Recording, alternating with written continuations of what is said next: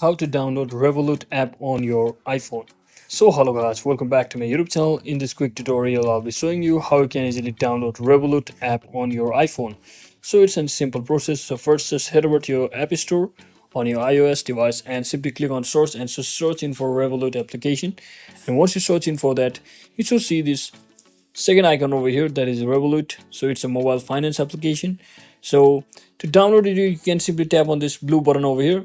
So as you can see, I've already started it, so it's showing me a resume button instead of download. You can follow along the same process, that is to click on download button, and based on your internet connection it will be automatically downloaded and installed on your device. So you just have to wait for a few seconds, and once it gets downloaded and installed, simply tap on the open button to successfully open the application, just like that.